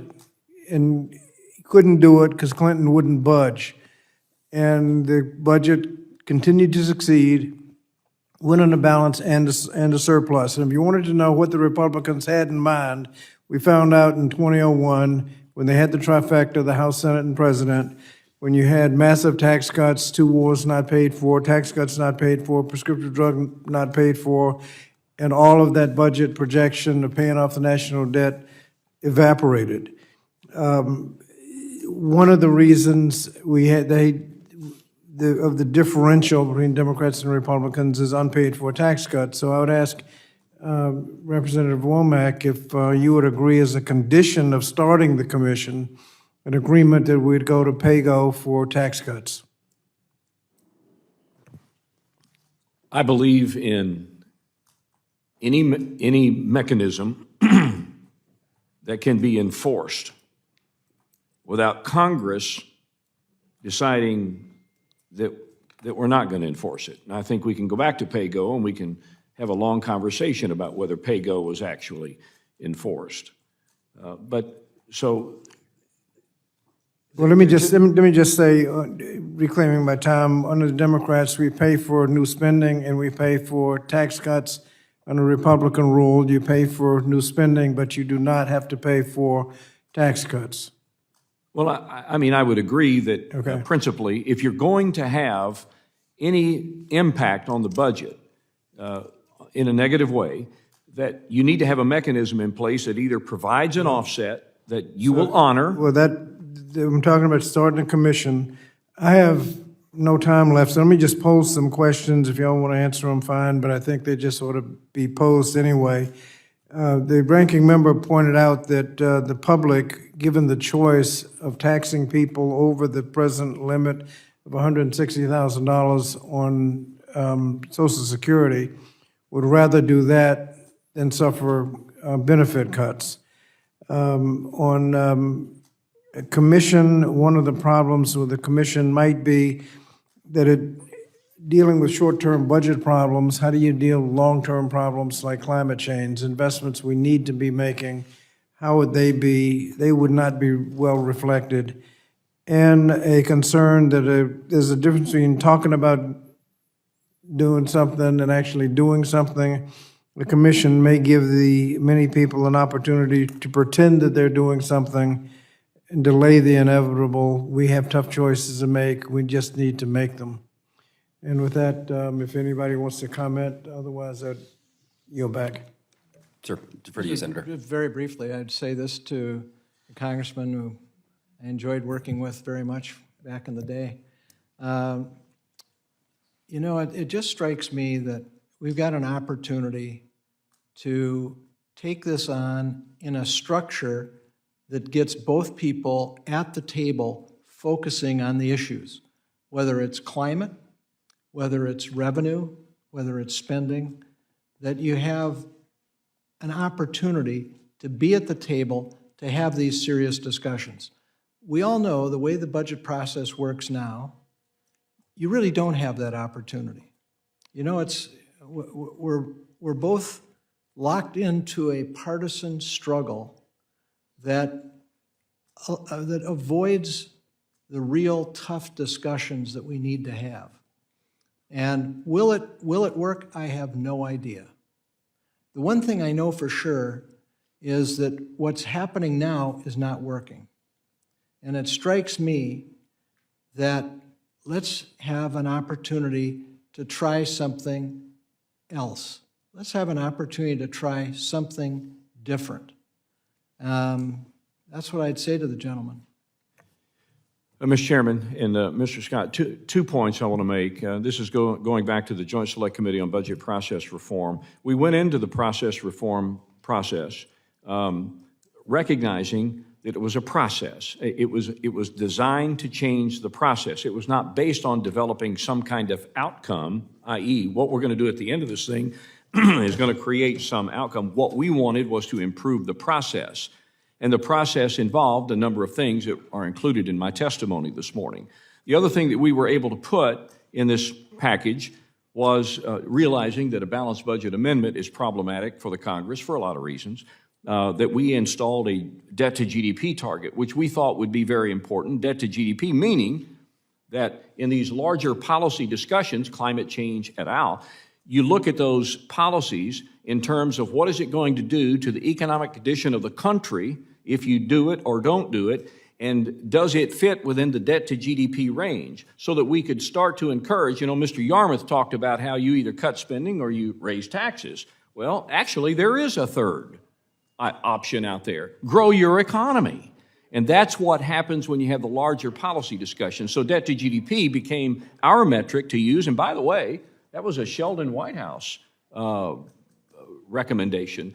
So I think if we could get back to the inconvenient truths of where we stand and make our constituents subject matter experts, it makes it a lot easier for us to enact meaningful legislation. Chairman, just briefly, and Bobby, we worked together closely when I was in the House and also in the Senate. I've always enjoyed working with you, and reflecting on your comments and Mr. Peters' comments, Mr. Panetta's comments, Mr. Trone's comments, this is about finding common ground. That's what we've lost, the art of the deal was talked about earlier. And if you have an objective that everybody agrees to, which you get out of a commission, you have to sign up to an objective. I mentioned earlier there needs to be some fiscal metric. That may be the hardest thing this commission has to do. Once you agree to that and everybody's on board, and this requires the leaders of Congress, Republicans and Democrats, to put the right people on this commission who actually want to get to an answer. Because it's too easy not to get to an answer around here and be benefited by it politically, whether it's the way the media treats you, because you can get on Meet the Press if you're going to be out there rabble-rousing. You can raise more money online, the way the political system is working in terms of our primaries. We got to get back to a system where we're serving the people, and that means agreeing on that objective. I think the commission is a vehicle to do that. Kind of along the lines of what my friend Kent Conrad just said, it will require the serious discussion. It will force the Congress to deal with these issues rather than talking past each other, which is, in my experience, what's happened more and more over the past 30 years I've been in public service. So I sense you have an open mind, my friend. I hope you do, because I think this could be a catalyst. I posed the question. I did want to make a quick comment about the balanced budget amendment. I think we ought to discuss whether that process would actually make it easier or harder to actually balance the budget. My view is the parameters of the balanced budget amendment would make it virtually impossible to ever get control of the budget. Thank you, Mr. Thank you. And from that exact point, I'll just highlight what Chairman Womack said. I mean, he focused on debt to GDP. Like, if we could make the focus on debt to GDP, we could actually have substantial ground that we could gain in this direction. If we make it, we even did. I mean, there are some in this committee that don't feel comfortable waiting for 10 years to get to a balanced budget. What we put the marker on, it's very difficult. 10 years, I mean, goodness, that's so far away for a lot of people. If we could get to a point where we were talking debt to GDP and putting those markers in place and establishing the guardrails so we could make that case, I think that's an addition to this piece. Using my newfound power as chair, I want to just make one quick comment to your first part. I have numerous times acknowledged that President Clinton was a key aspect, particularly with Mr. Panetta, a good friend, of finding a way to get to that balanced budget when a Democrat leads. But we cannot also dismiss the fact that oftentimes when there's a Democrat that takes the White House, what follows is a Republican Congress.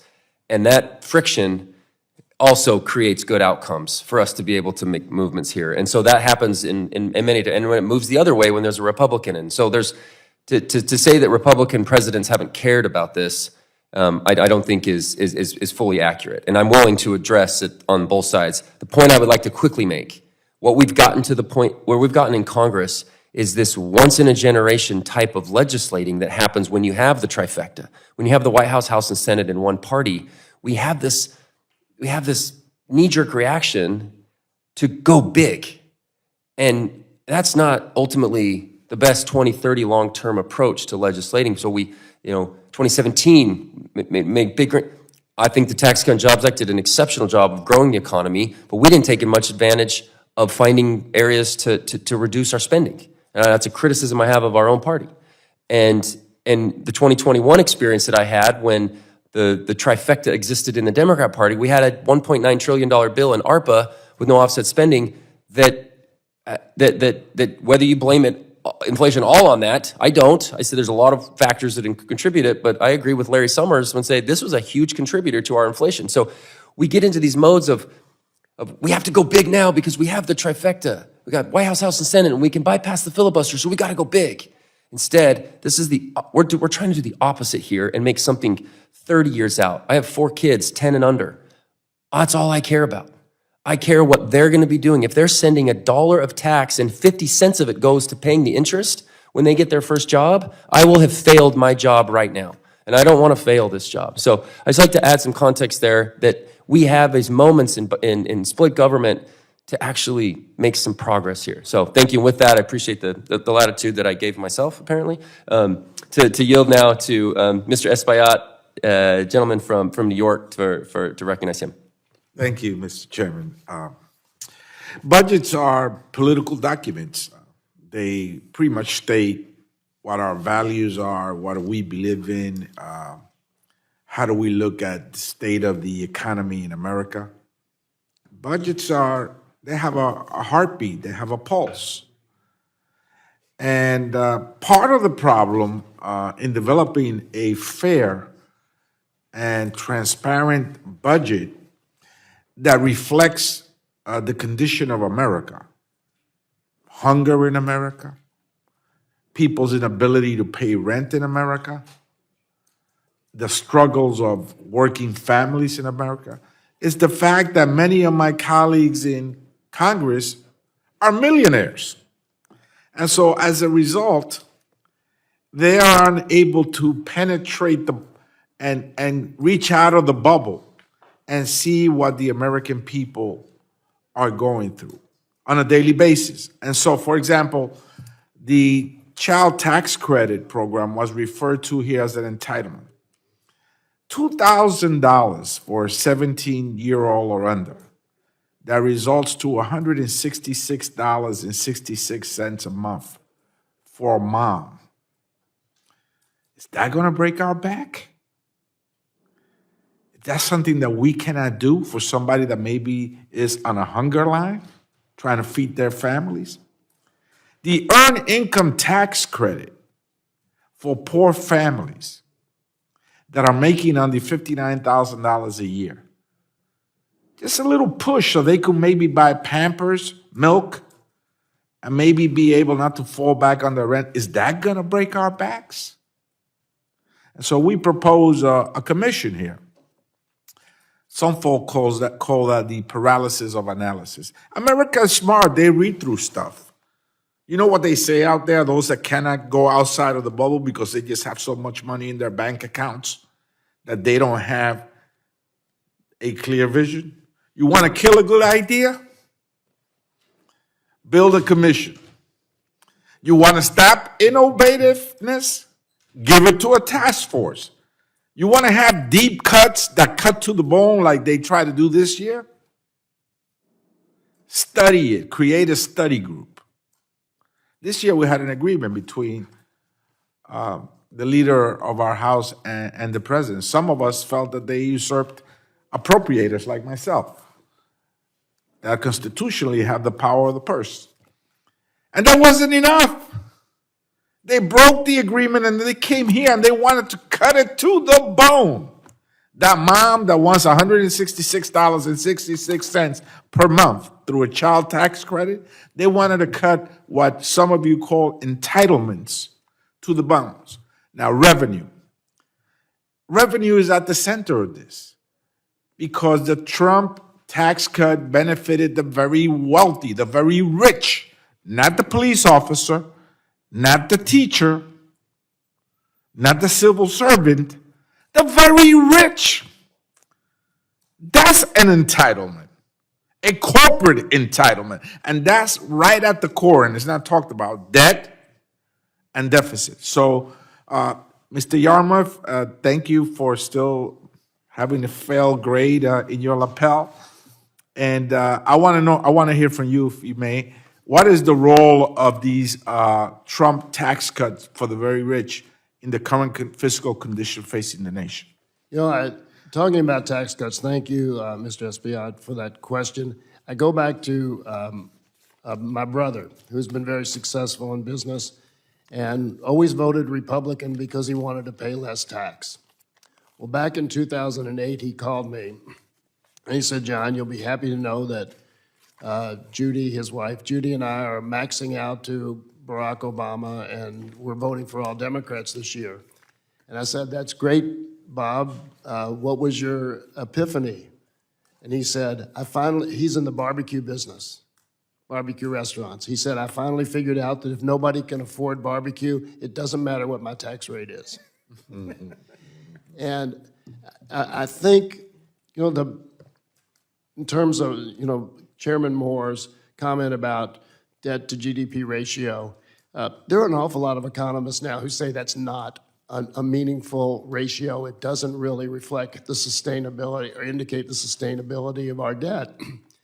So, my fear about a commission is, yes, you could take the position that there's no harm in doing a commission. It does promote conversations, but there is some danger with a commission that makes recommendations that fail, because then the commission's failed, Congress has failed once again.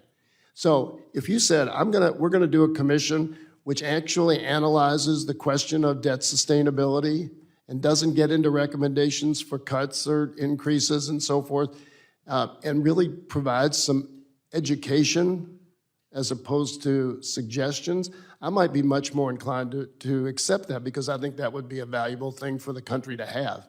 Exactly what is the impact of our debt? Doesn't matter. How much can we live with? But again, if you're going to get into recommendations that ultimately are going to prove very difficult politically, then I think there's a real risk in doing a commission, and that's why I'm concerned about it. And that's why I love that there's so many economists out there, because I oftentimes love to disagree with them. And I will vehemently disagree. The debt to GDP isn't a strong indicator of what we need to continue on. And to just make the point, as I move to our last questions here, the Tax Cut and Jobs Act was actually the impetus. It doubled our child tax credit. So we have to recognize, as making that point, child tax credit was doubled under the TCJA, right? And so this was it is something that gets blamed in saying it was only for the rich, when it targeted the middle class, and making sure with the standard deduction as well. Like, that's just facts that there was there. And I get it. Like I've said, I've criticized everybody in the last 20 years, and that everybody falls into that. But I do think that's an important point to make. And moving on to our final speaker, and I think, folks, and if we have to have Mr. Yakim from Indiana is now recognized, and someone that has been an absolute breath of fresh air, just a month or two behind me on this, and part of this group that really wants to tackle this issue. So thank you, and you will be our final questions today. Thank you, Mr. Chairman. I ask unanimous consent to submit a Washington Post article by George F. Will into the record. Without objection, so ordered. Thank you to our witnesses for being here today, to both of our former U.S. senators, to our current member, who happens to be my assigned mentor in Congress. Mr. Womack, I could not have asked for a better one. Thank you. And to our former member as well. I also have a few of my constituents who are here. Thanks for being here today. Our federal debt currently stands at over $33.5 trillion. That equates to a debt to GDP ratio of 124%. No one can look at these numbers and believe that the fiscal state of our nation is sound. These spending habits have led to serious economic problems, including inflation at a 40-year high under the Biden administration. This has made it much harder for the Hoosiers that I represent, and for all Americans, to provide for their families and plan for the future. Like many of us, I came to Washington to help build a better future for my constituents. But passing policies that consistently increase government spending is not building a better future. I fully support establishing a fiscal commission, but we need to carefully design it so that we don't actually do nothing, but we actually change this nation in the course of our fiscal stability. The last thing we need is another report outlining the problem while failing to make any tangible changes. We know what the problem is. The federal government spends too much money without regard to our national debt. Our fiscal house is not in order. And at a time of nearly $2 trillion in annual deficits, it's continuing to get worse. We need to restore fiscal responsibility immediately. Each of you served on one of the previous commissions aimed at taking control of our spending and restoring fiscal responsibility. My question is this: in your experience, what were the biggest hurdles that you faced in implementing the recommendations of previous commissions, and what would you recommend that we do differently to ensure that the commission's recommendations actually become law?